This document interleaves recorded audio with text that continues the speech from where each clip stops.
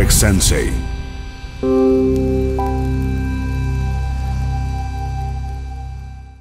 Kako treba započeti sam trading? Koji je moj prvi korak? Upravo ovo što sad činite. Što slušate nekoga koji, sad me dobro slušajte, zna da zna. Dokazano. Zna da zna.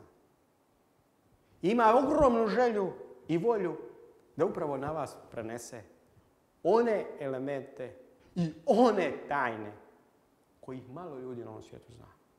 Malo. Malo. Zapamtite, malo. Malo. I što je najljepše, i vi ćete ih znati. Nema nikakvog razloga da nećete.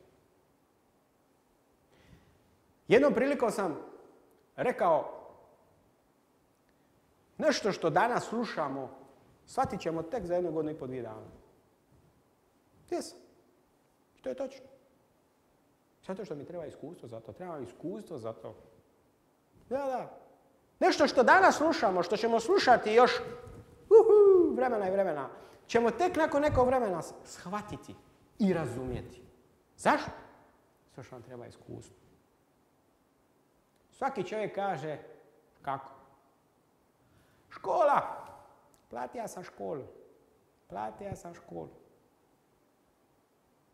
Ja sam upravo i platio tu školu. Masno je platio. Masno je platio.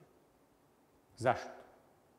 Jer nisam imao nekoga da me definitivno nauči kako i na koji način trade. Ne.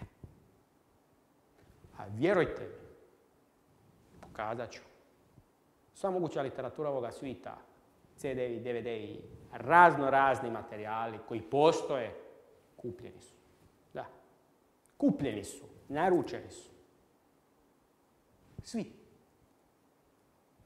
Gledajući, proučavajući te materijale, što je meni bilo najbitnije? Da pronađem barem jednu riječ ili rečenicu ili neki element koji mogu ukomponirati u onu sliku koju će vama prikazati i da ima potencijal donijeti rezultat. Bingo! Bez obzira koliko to koštalo. Nisu novci bitni. Ne. Jer nešto što vi danas investirate, neku x novaca, vremenom vam može donijeti x na n-tu novaca. Ono što ću vas ja naučiti, da ne razmišljate o novcu, nego razmišljate o pipsu. Forex Sensei.